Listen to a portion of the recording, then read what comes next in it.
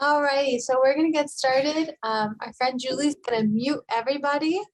So just wait for that, and then Rosita, you're on. Good evening. On behalf of Women Philanthropy of the Jewish Federation of Broward County, welcome everyone to this special evening. I am Rosita Beer, Women Philanthropy Chair. Our Jewish Federation works tirelessly to care for Jews in need in Broward, Israel, and worldwide. It takes all of us to make sure no one is left behind. Please click on the link in the chat to learn more about the work we do. Give a donation and participate in our programs. Let's get started with tonight's programs. Please join me in welcome Rabbi Arnie Samlan, Chief Jewish Education Officer, who will frame today's discussion by sharing how registering to be an organ donor can be a profound mitzvah. Remember, we're going to have questions at the end. So, Rabbi, you have the floor. Thank you so much, Rosita, and thank you all for inviting me to speak with you and study with you and learn with you this evening. There's a lot of misconceptions when it comes to organ donation. A lot of that is really based on old history. In earlier times, there were sometimes concerns about safety and success of organ donations, particularly in the earlier days of major organ donations, and that resulted in the hesitancy and even opposition to organ donations. When dealing with a living donor, that becomes much easier. When dealing, as we often do, unfortunately, with deceased donors, then defining the moment of death in accordance with Jewish law became controversial. At any rate, this all reflects a much earlier stage of the development of organ donation, and we are in a much different place today. In today's world, the donation of an organ from a living donor, such as kidney donation, as we're speaking about this evening, in order to save or prolong the life of a donor, is not simply allowed, it is an absolute mitzvah. It is something that a person should consider doing in the performance of what we call in Hebrew, pikuach nefesh, saving a life. Similarly, though, designating oneself as an organ donor, specifying that the organs are to be taken after death and used to promote or save life, or even to save eyesight, also fulfills that mitzvah of pikuach nefesh, saving a life. There are many technical issues that are involved in, particularly, again, donation of an organ after death, and those discussions we'll actually be sending out to you with a number of resources that are available. And those who choose to do so and who want to do so in accordance with Jewish practice can certainly consult with their own rabbi for guidance. But I did want to share some interesting things that I think you'll find fascinating and may or may not know about them. Again, the resources I'm sharing right now have less to do with living donors and more to do with filling out that little donor card that's on people's licenses or otherwise available in the public domain. So the first thing I'm going to show you this evening is a card from an organization that came into existence a few decades ago called the Halachic Organ Donor Society. And this society was created by groups of rabbis and observant Jews because they wanted to be certain that any donations that were going to be made of a donor, by a donor, would be done in accordance with the strictest observance of Jewish law. And this organization can be found online, and you're actually able to personalize your own card with using it. And as you see, it even allows for multiple definitions of death, so that whatever your particular preference or belief is you're able to participate again in the mitzvah of organ donation. Similarly, and I hope that it's now showing you this second slide.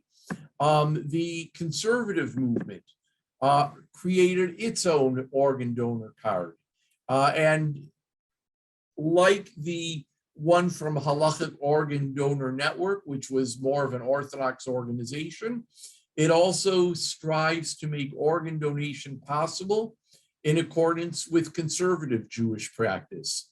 The third page that I'd like to show you, and I chose this one to show in English rather than in the original Hebrew, but know that it's available in Hebrew as well. This is actually from the National Donor Network of Israel. It's a governmental organization, agency. And as you see at the bottom, there is an organ donor card that people can fill out. That one happens to be in Hebrew.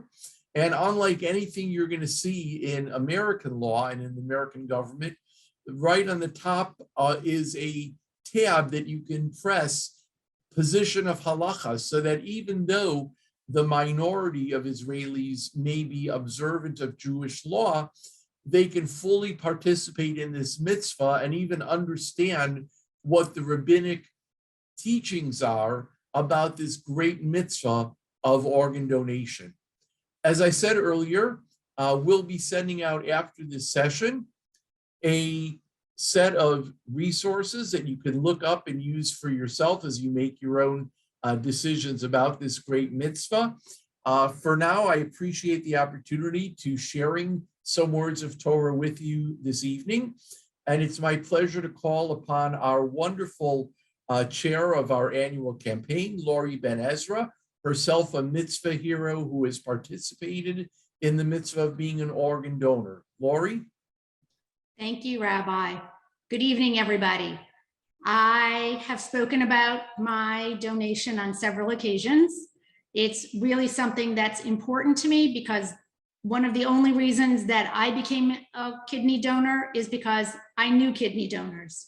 So before I share my story, I think it's important to share the stories of my kidney role models, one of whom I will say I have never, ever met. So I'll start with Leah. Leah lives in Seattle, and I saw on Facebook that she had donated a kidney to her father. It must be about 7 years ago. While I don't know Leah, I do know her father. Mr. Bihar is the most lively, friendliest man that the Seattle Jewish community has. And with our children having a connection and going to camp to Seattle, we always were blessed to have a Shabbat meal with Mr. Bihar at the table. So when I saw online that Mr. Bihar was ailing and that one of his children had stepped up to donate a kidney, it really caught my attention. And every year after that, Leah and her father would share on Facebook what they did as an exciting event for their kidniversary, whether that was parasailing or water skiing, something exciting and something that celebrated their life. So Leah was somebody that I, in the back of my mind, had always admired for what she did. My second role model is my friend Rika. At the time when Rika became an organ donor, she lived in Stamford, Connecticut, and her husband owned a sushi restaurant, and one of the employees in their restaurant was in need of a kidney, and Rika stepped forward and donated. And again, her story was on Facebook, and of course, having Rika is a good friend of mine, I knew that it was really in keeping with who she is to do that wonderful mitzvah. So I would have to say that those stories and perhaps some others really primed me for that time in August of 2017, when my daughter received a text from one of her friends from high school, urgently outlining the need for a kidney donor for her father. I knew her parents, the friend's parents. They live in Parkland. They were the kind of people that we would pass in the hallways at parent-teacher conferences, and we'd connect. My husband and I met at Binghamton University, and Sage's parents met at Binghamton University. We just always knew we had this wonderful connection, and we'd see each other at parent-teacher conferences, and we'd always say, we really like each other. We really need to get together. We actually never did. But when my daughter got that text, I will say there was something that just happened. I like to think it was a spark of God that told me that I was the one that had to step up and donate my kidney for Sage's father. And people will ask all the time, what did your husband say? What did your family have to say? And honestly, I never asked them. I just said, I'm doing it.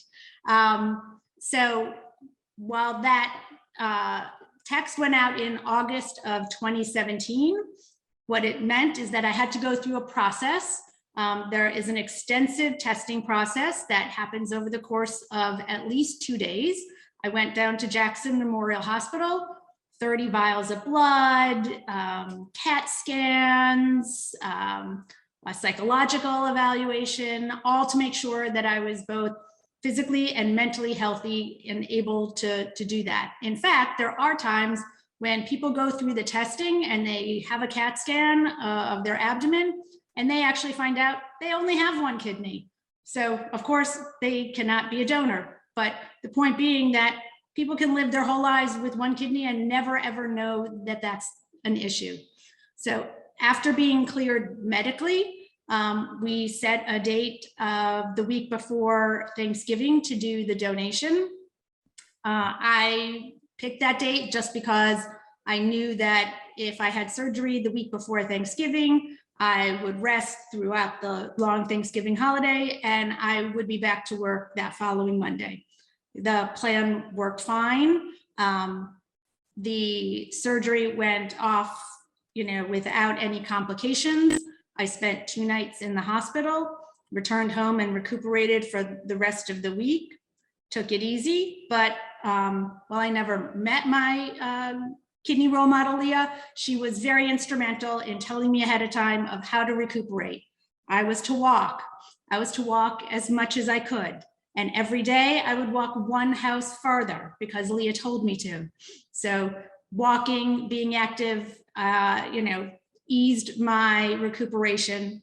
Like I said, I was back at work 10 days after surgery. Listen, I'm not a carpenter. I'm a psychologist. I sit in a chair all day. If you have a more active job, I would think that you should take a little longer than I did. But for a sedentary job like mine, I was back at work in 10 days. 2 weeks after my surgery, I took a trip to Washington. Somebody in my husband's firm was making a pleading before the Supreme Court, and I wasn't going to miss that. And by January, I was on the ski slopes. If you have any questions about being a donor, I am very open about any nuts and bolts about my experience. I'm not going into the details in talking to you right now, but I have, certainly no qualms about asking or answering any questions you might have. To this day, certainly we are closer with my recipient. We like to spend every Shabbat, the anniversary of the surgery, together. He throws a kiddush at his synagogue, and we enjoy spending time together. It will probably be one of the things that I don't know if it's right to say a highlight of my life, but I feel blessed to have given somebody the opportunity to regain their health. He was on dialysis for about 6 to 8 months, and it was a very difficult time. He's a physician. It was difficult for him professionally, and it was challenging for him personally. And I'm sure that when we segue into Deb and Martha's story, that they can also go into what it's like to be so ill and feel so much better so quickly. So with that, I'm going to introduce Deb Porter-Gill and Martha Gerzon and they're going to share about their wonderful and special connection that they have. Hi, am I on? I'm in, okay. Well, I'm Deb Gill, and many of you were with me, were in my life when I required a second kidney transplant 3 years ago. You were there as I got weaker and more frail, and you were there for me afterwards when I got stronger and my life got back to normal. Well, pre-COVID anyway. The question I receive most is why? Why would anyone donate a perfectly healthy kidney to a total stranger? I can only tell you my side of the story. I can't tell you Martha or Amy's side of the story, but I can tell you the impact that a stranger had on my life. Over 3,000 people are added to the kidney transplant list every day. Over 100,000 people are currently waiting a kidney transplant.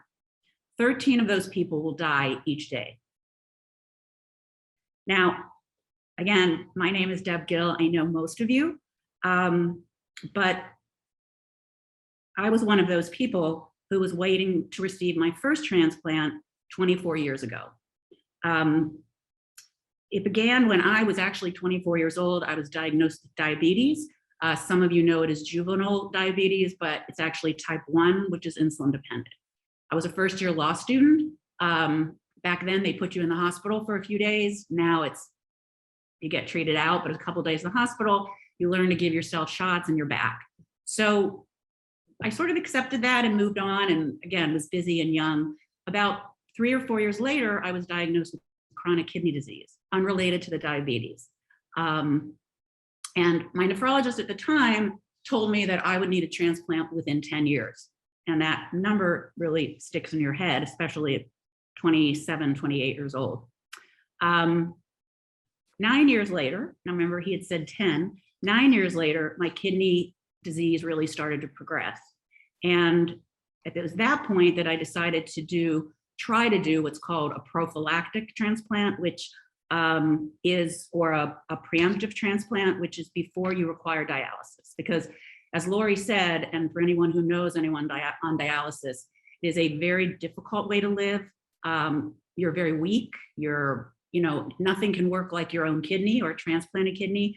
So dialysis is not a cure for kidney disease. It is a treatment, and a difficult treatment at that. So if you know anyone on it, really be supportive, be there, because it's a very difficult way to live long term. So also, for those of you who know me, I like a really good deal when I can get one. So I figured, why not get 2 organs for the price of 1? So I flew up to University of Wisconsin in Madison, where they were at the time one of the leading hospitals in kidney and pancreas transplants. So they put me on their list, and because I needed both a kidney and a pancreas, I was moved to the top of the list. So I only had about a 6 to 8 month wait before I got the call. I flew up, I had 2 young children at home.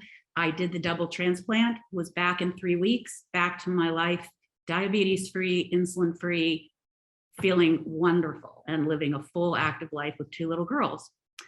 And again, because I needed both organs, I didn't have to wait very long. And my donor at that time was what we refer to as a cadaver donor, a deceased donor. I didn't know at the time, but when I got the call, it really hit me for the first time that someone had just died. I didn't know it at the time, but she was a young woman, about 40. She had a 12-year-old son, and she'd crawled into the back seat of the car to rest on a long trip, did not have her seatbelt on. They were hit on the side, and she was thrown from the car, where her son and husband were okay, as was the driver of the other car. She was thrown, pronounced brain dead, and because she had signed her card, her donor card, and had talked to her family, they signed the forms, and I got the call and was transplanted within 24 hours. As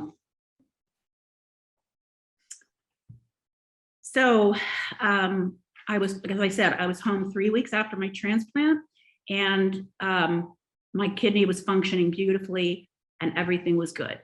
Fast forward 20 years. I'm now living in Florida, and I'm told that it had never occurred to me to ask how long a transplanted kidney would last.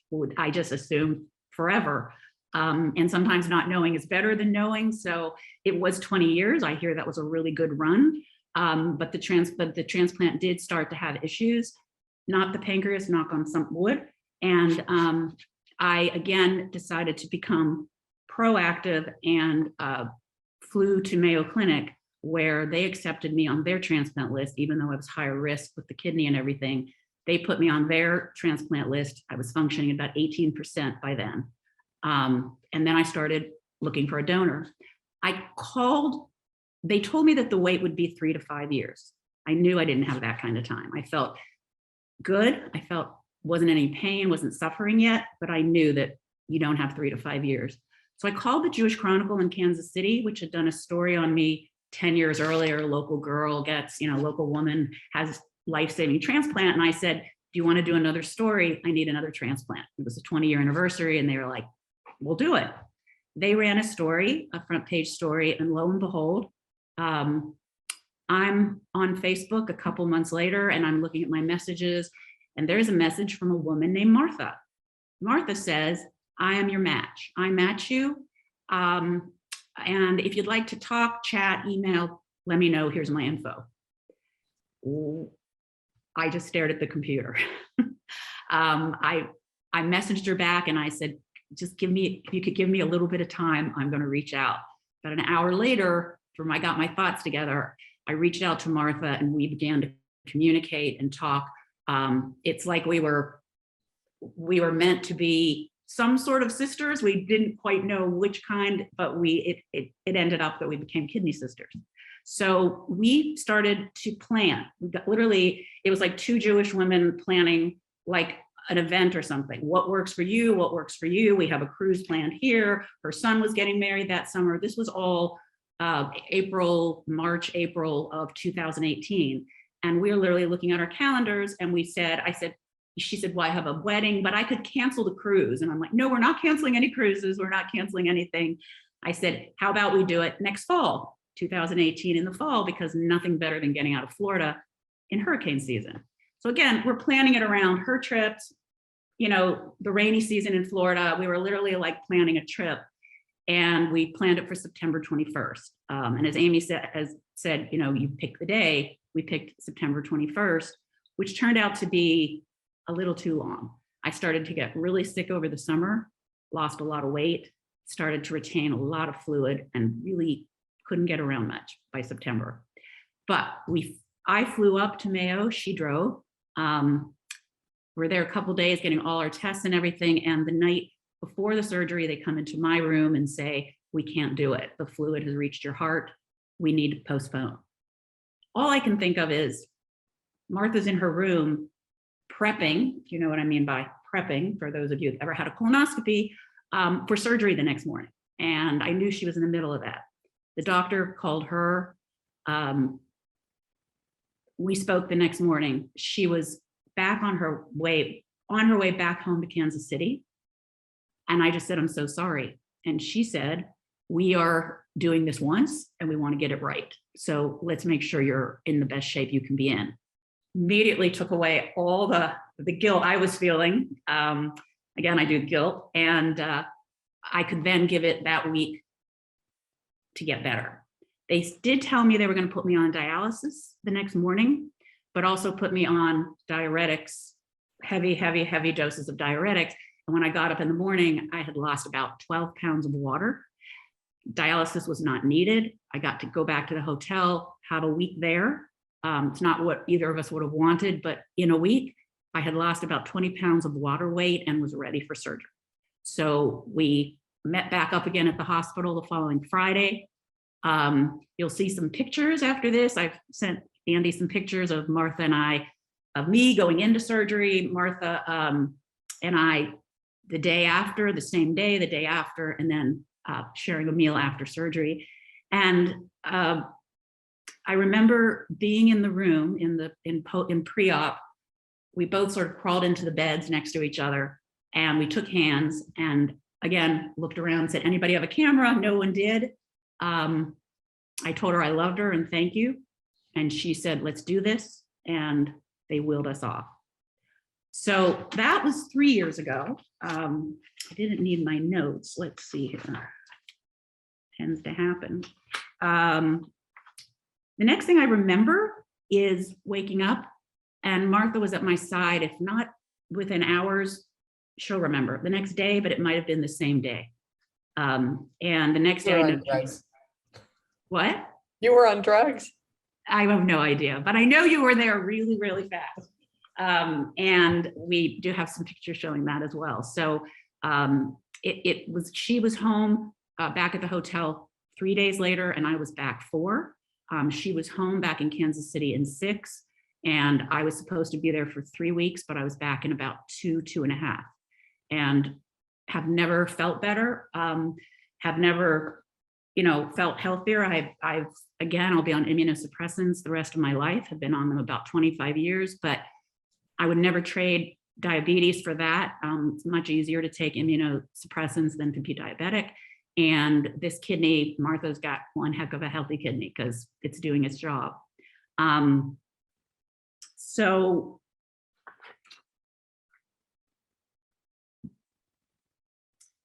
also, I just want to make everyone aware that living kidney donations last longer than deceased kidney donations. So again, it's in my favor to last even longer than the 20 years. And you do have to not only sign your card, but inform your friends and your family, because they will have the final decision. They will come to them and say, is this what they wanted? Is this what you want? And so it is important that you communicate this to your children and to your family, and that it's been communicated to you.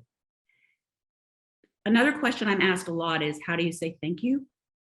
There's no way to say thank you to Martha or to Amy or to anyone who does this. All I can do is lead my fullest life, living every day to its maximum and living it with gratitude and love. And that's what I feel for her. And I just want to take this opportunity, which I do every time we are face-to-face or Zooming. And I just want to say thank you, thank you, thank you. And I love you. And if you want to show those pictures, Andy.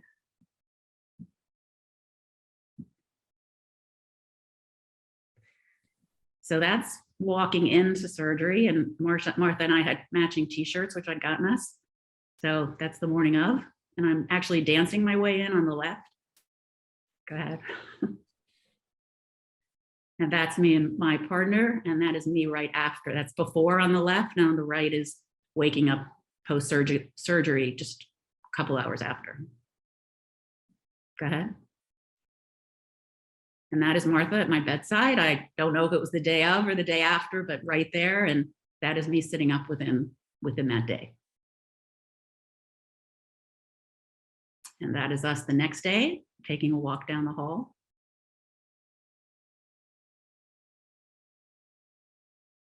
And that is us post-surgery, the men sharing stories of the significant others, and Martha and I sharing a glass of wine and a meal. And there we are having breakfast one morning up in Minneapolis. I mean, up in Rochester. And I think that's it. And now it's her turn to tell you.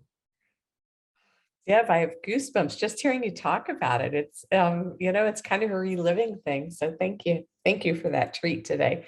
And Lori, thank you for your story too. I don't get to meet very many living kidney donors. I'm sure it's like that for you too. And there's always something special about meeting or hearing the story about someone else who made the same decision to do the same thing. For years, I've had a favorite quote from the book of Esther. You all probably know it. And who knows whether you have not come into royal estate for such a time as this. Rabbi, thank you. I see you nodding. I can't explain why those particular words speak so strongly to me, but I think it's because I believe you never quite know the mitzvah that is uniquely yours to perform until it's upon you. And that's how I felt about offering to donate my kidney to Deb. It started out very mundane. I was sitting on our bed reading the Kansas City Jewish Chronicle in December of 2017, something I've done pretty much once a week for 30 years. And I read that front page story about Deb looking for a kidney. And I remember it was crystal clear. I thought, I wonder if that could be me. It was just there in my head. 15 years earlier, my cousin Ann received a kidney from her best friend in Omaha. So I knew firsthand what a kidney donation can mean for a family, because Cheryl Cooper, who also belonged to a federation in Omaha, gave her kidney to my cousin Ann, who belonged to the same federation, was alive and healthy enough to travel to Kansas City for my son and my daughter's bat mitzvot. I went to the wedding of Ann's children. She was able to come to my mother's memorial service. I personally benefited because somebody else donated a kidney to a family member of mine. So I understood that this benefits a recipient, it benefits a whole family, it benefits a whole community. I already knew that. Like Lori said, it was already part of my story. And I felt like this was a mitzvah I might be able to perform, that I might be able to do the same thing for another person, for another family. People often say I'm a hero. Lori, I don't know if they say that to you. You're an angel, you're a hero, you're a living saint. I love that one. You're a living saint. Believe me, my husband's on this call. He's laughing. No living saint here. I am so claustrophobic. I don't park in underground parking lots. I could never go into a cave to save a stranger. I couldn't do it.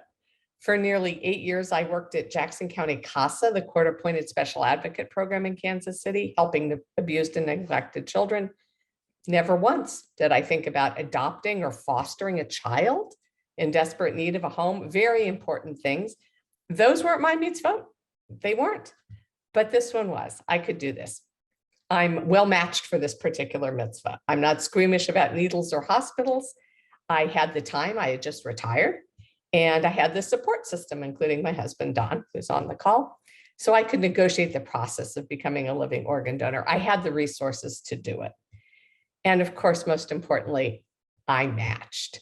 We didn't talk about the miracle of the match, but the odds of someone specifically matching with an unrelated donor, someone to whom they are not a biological match, is about 1 in 100,000. So I always say, when I made that first phone call, and there was an 800 number in that newspaper article, when I called, I wasn't calling to give my kidney to Deb. I was calling to enter a lottery for 1 in 100,000 chance of being a match to give my kidney to Deb. And for me, the first bone-chilling, extraordinary moment of this journey is when I got the phone call from the Mayo Clinic, and they said, you are 100% match, 6 out of 6 HLA tissue type markers.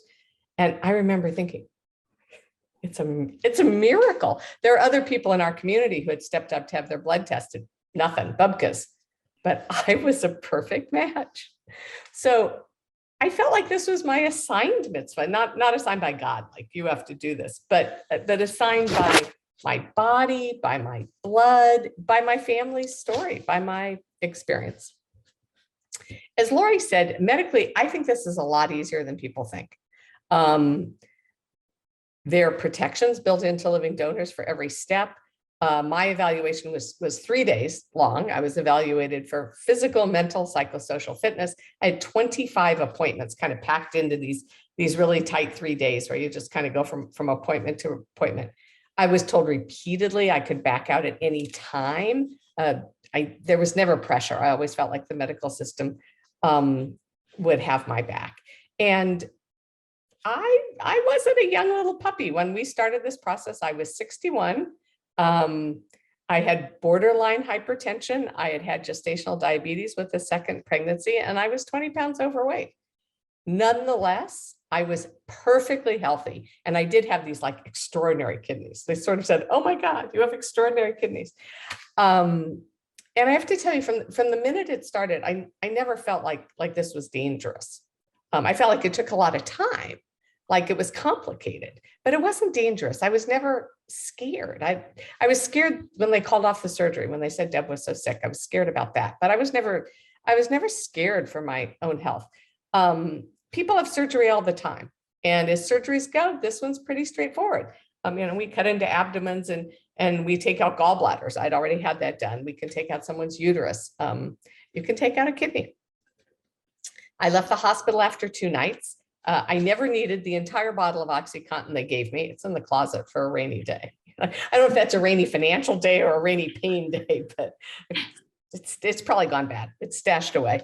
Like Lori, I am a walker, and I started walking immediately after the surgery, and I was back walking 4 to 5 miles a day within a month, and still do that today. It's been 3 years since our surgeries. I am healthier than ever. They really impressed upon me at the clinic that if I could lose those 20 pounds, that would be better for somebody living on only 1 kidney. So I finally did it. I mean, that's another miracle. That's a completely other miracle. I walk every single day, and that's been a real gift during COVID, something to keep us going. Sometimes I think I received more than I gave in this grand adventure. I got to know Deb and her family. I learned about the life-saving world of organ transplantation, which is an extraordinary community of recipients and donors, of pairs and chains of transplant doctors. It's an extraordinary world that makes this possible. I ended up writing a book about my experience with a physician in Kansas City, Dr. John Lantos, honoring my own instinct to follow this mitzvah enriched my life in countless ways. So Deb says she's grateful, but I'm grateful too. It changed my life. Deb and I spoke at our local synagogue, the synagogue that she had grown up in and that I still belong to. And the rabbi asked if I could relate this adventure to something Jewish. He really wanted me to tell not a medical story, but a Jewish story. And I remember telling him, this is the most Jewish thing I have ever done. Presented with the opportunity to save a life, I said, yes, I did it. I really want to be sure that everyone here gets the message. You should sign your organ donor card. That is really a mitzvah that everyone can do. And you should talk to your family about your desire to be an organ donor upon your death.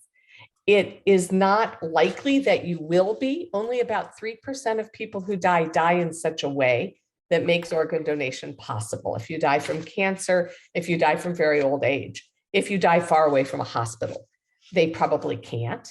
But if they can, you can save up to 8 lives as a deceased donor. I have this, my husband and I laugh, but I have this, this vision that someday possibly I will be in a car accident because I'm a terrible driver. And I will die, and they will see on my card that I'm to be an organ donor, and then they will cut me open and they'll be like, oh crap, that woman only has 1 kidney. We can only save 1 person. So I feel like they already did it once, guys. There are people in my community in Kansas City, and there are people in your community who need kidneys. And you will meet people who are searching. You may already know people who are searching. There are so many ways you can help. Maybe you are a possible living kidney donor.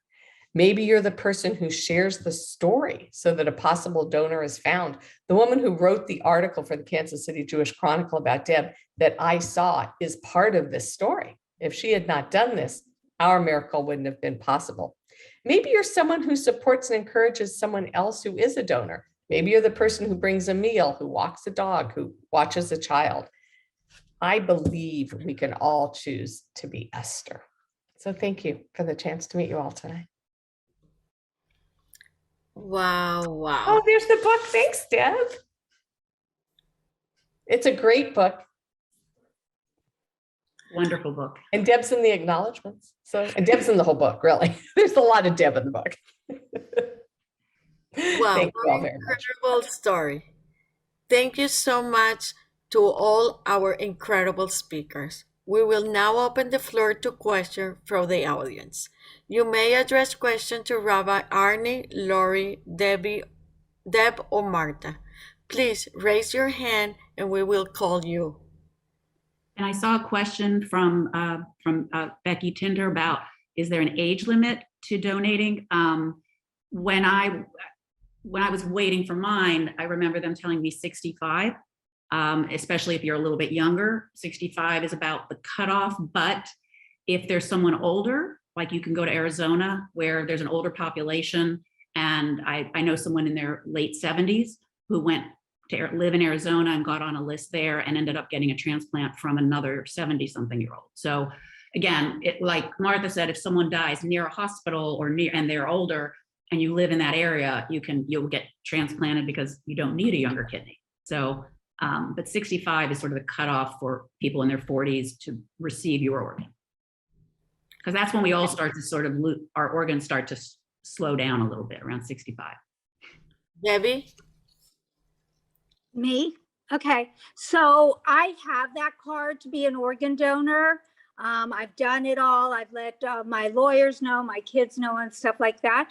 I was wondering, do I have to update it since I, am on, that I had the chemo, the medication, the breast cancer, and so forth? I don't know if anybody knows that. They'll figure all that out.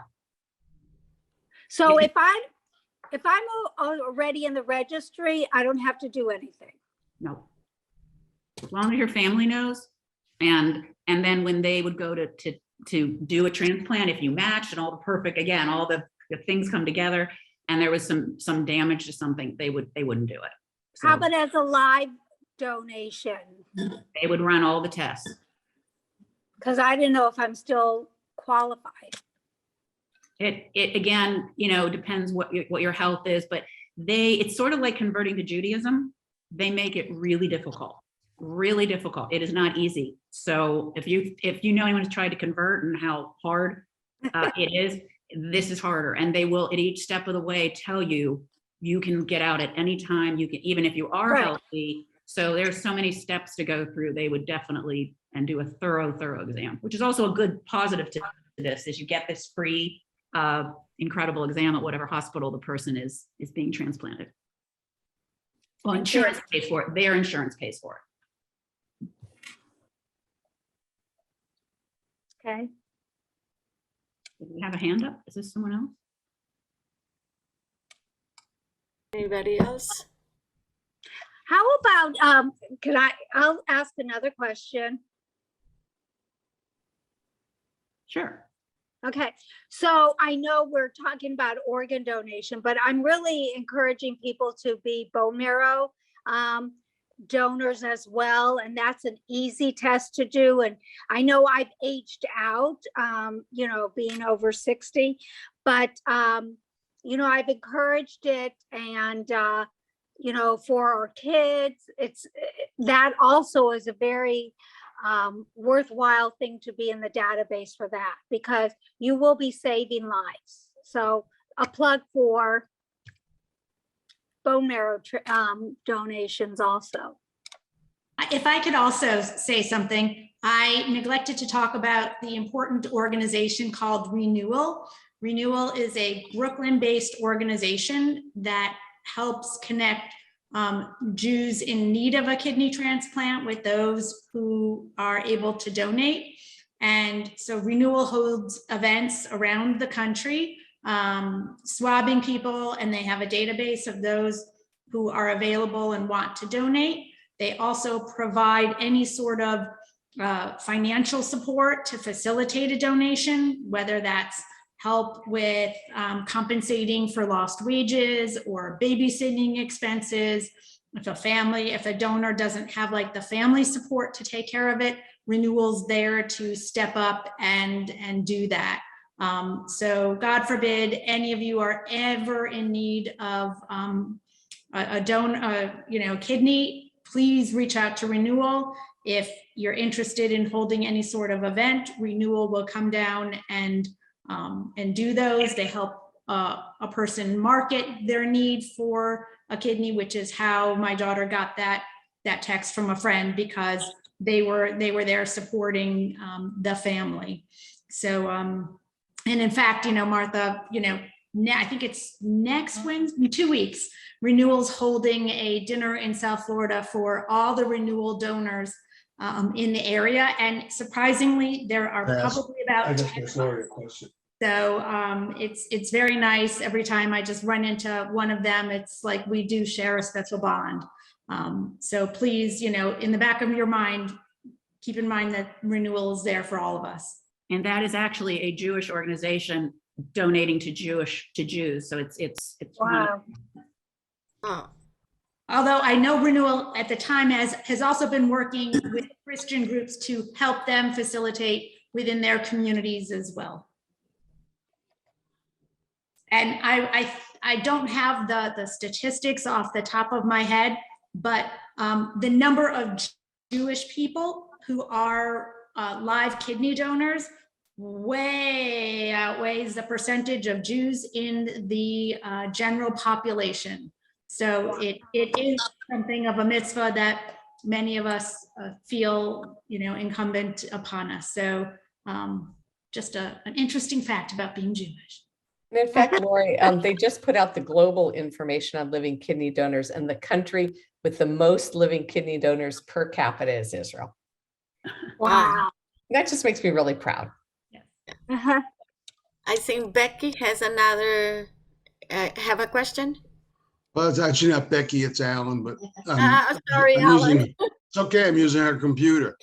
I guess it's more for Lori than the other two, but Lori, one of the things I think about when considering being a kidney donor is, what if one of my family members needed a kidney? Wouldn't I be likely one of the closest matches for them? And if I donate a kidney to somebody, to a stranger, does that would then preclude me from helping a family member? That is a good question, Alan. So I think what weighed on my mind is that, first off, by being a kidney donor, I was a role model for my family. And while, I don't think it's the right time for any of them to do it, I think it's definitely something that they would be willing to do. I think a lot of times I get the question about oh no, you only have one kidney. So in some ways, there's a bit of insurance in having been a kidney donor. God forbid I do need a kidney, I go to the top of the list. I do not wait. So, there would not be a 3 or 4 year wait for me. And that, is kind of a good insurance policy. And like I said, I think at this point, my children and feel very strongly about the whole concept, and hopefully that's not necessary, but I think I've cultivated a community of caring here. Thanks, Lori, appreciate it. And Alan, if you think about it, I mean, I don't know how many other friends you have who've had kidney transplants or organ transplants, but it's a pretty low percentage. So the odds of your child needing one, as and in their lifetime with you being young enough to be the donor is pretty, we're not talking a 20 or 30-year-old doing this to a stranger. We're talking, although there can be 30-year-olds, but again, it sort of pushes everybody up the list a little bit. And there's also chains where if you donate, somebody else donates. And so once you're sort of in the system and you've donated, but a lot of people are walking around with one kidney as well, just don't even know it. So odds are, you'd probably be too old by the time a child needed one. And it, again, I sort of believe what you put out is what you get back from the universe, and odds are you'd be shined upon. Thanks, Deb. And also thank you for not mentioning that I'm too old. A year, just maybe a year or two now. Wow, this was incredible. Do we have any other questions? But there's no oh, I have a question. There's no database, like for blood, bone marrow, I'm on a list, but there's no list. You just have to read the newspaper or hear about it from friends, right? Like there's no. So there actually is a list. So there is a list. Yes, but it's different. So there is a list. It's called the National Kidney Registry. And those are people who are willing to find someone who is a match. And they, in fact, actually answer Alan's question. If you donate through the National Kidney Registry, they give you a voucher that you can give up to 5 people who, if they ever need a kidney, they go to the top of the list. But it's, I mean, you can sign up on the National Kidney Registry, but it's not like the bone marrow registry where it will take years and years and years for them to find a match for you. If you sign up for the National Kidney Registry, they'll find a match if you're healthy enough. I think she's saying if she wanted to donate to a stranger, then there's no list. Oh, And that's what I thought. No, you that's were- what the National Kidney Registry Right. is. It's people who want to donate to a oh, stranger. okay. Because And you Rab- actually, What Yeah, do I you was do? gonna- Give your Also blood keep type? going. Like, what do you just to even begin? You just register with your name and say you're interested and they just send you, or you have to give your blood type? They and- send you a blood test, a blood kit. Oh, okay. They send you a box and it's got vials and you go to your doctor and they fill it up and they ship it back. and you could also call any local hospital that's known for, like, Miami, any place that's known for, or may just pick up the phone, call anywhere and say, what do I need to get started? And they would be more than happy. You to- can actually just call renewal and they will send you, forget blood, they'll send you a swab kit and you'll swab the inside of your cheek. And chances are you will be matched with somebody on the renewal list and they'll let you know. Gotcha. And then there's a lot more testing. Again, the testing is so extensive that down to minuscule things that your odds of still matching over and over and over, get less and less and less. And then when you do match, like Martha did, it's pretty amazing. And like you did with your donor too, it's amazing. So. And I actually, I wasn't told that it was like 1 in 100,000. I think because you were a perfect match. My recipient and I were not 100% perfect, but we were good enough. And when I started the process, they pretty much warned me. They're like, this is not like blood, like a bone marrow where you have to match on, thousands of different variables. Chances are you are likely to match. So, only go through this process if you really intend to do it. And I'm a B positive or a blood type. So I'm like 6% of the population, which again, if you're an O or a B, I get them confused. But if you're a taker, if you're someone who can take from anybody, your odds are much greater at getting a match quicker. A B is much, much less, much lower. And Martha, you were an O, I think. Right? No, I'm a B positive. When I You called are, the you're- Mayo Clinic for you and they said, what's your blood type? I said B positive. They got very excited. Mhm. I didn't know how rare it was till you told me and I looked it up. Not so common. And neither of my kids are B positive. It's just me. Yeah.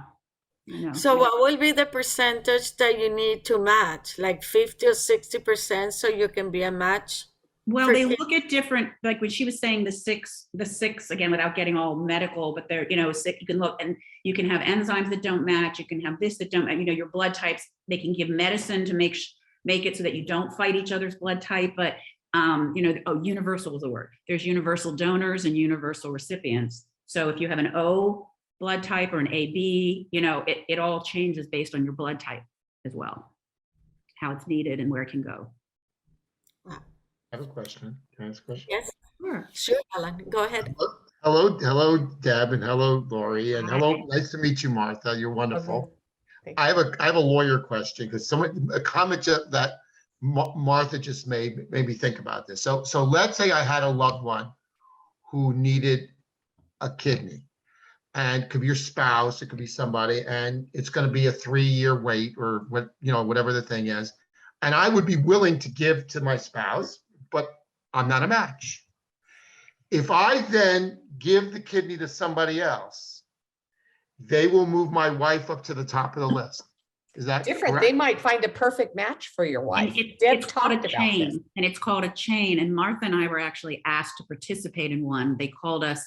We had our surgery scheduled. This was like July, right before September, and they called and said, "Would you be willing to do it in Jacksonville, Mayo, and become part of a chain with about 7 or 8 other people?" So Martha gave, and then her organ would go to somebody else in the chain, and then I would have gotten from someone else. That's what happens. And we talked to each other, and I said, it may not be as perfect, but how do we say no? How do we not pay it forward and continue? So we both agreed, and then they called and it fell through somewhere.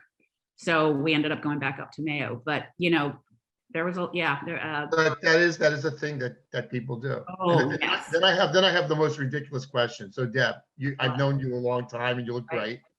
I mean, I hope that Martha's kidney lasts you the rest of your life. I hope it's a super kidney that you got from Martha.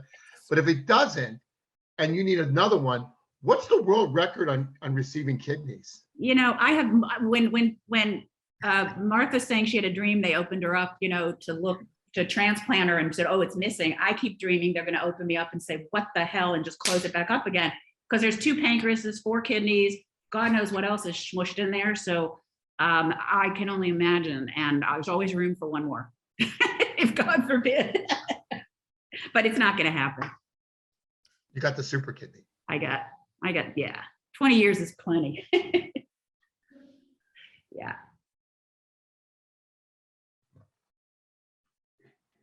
Anything else? Any other questions? Somebody asked me to hold the book up. I just want to, it's called A Kidney to Share.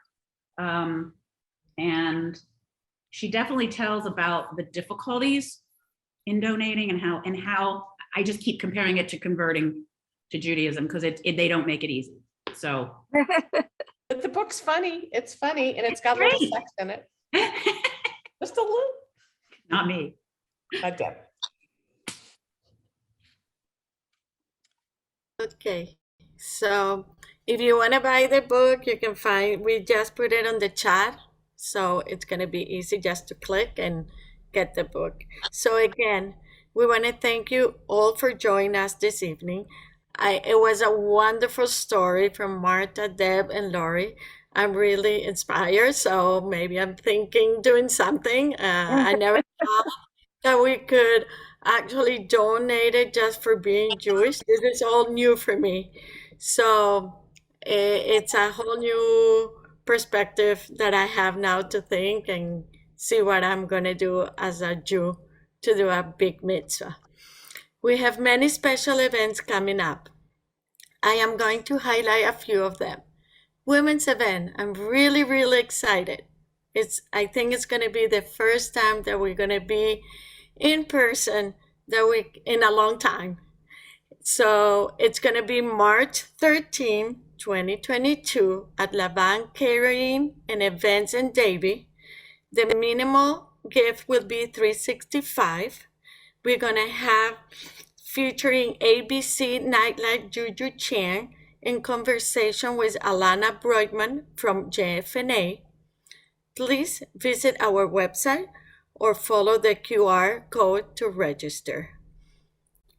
The second event that we're going to have, and I'm very excited too, is Mitzvah Day. It's going to be April 10 from 2:30 to 4 p.m. And last but not least, it will be Israel Mission, coming to Israel with us on October. Visit israeljustgo.com to learn more. Thank you all of coming tonight, and we look forward to seeing you at our upcoming event programs. Thank you for coming. It was amazing, and it was great to see you all here in Zoom, and very soon see you in person. Hi, Bye. everybody. Great program. Thank you, everybody, for coming. Wonderful. Good night.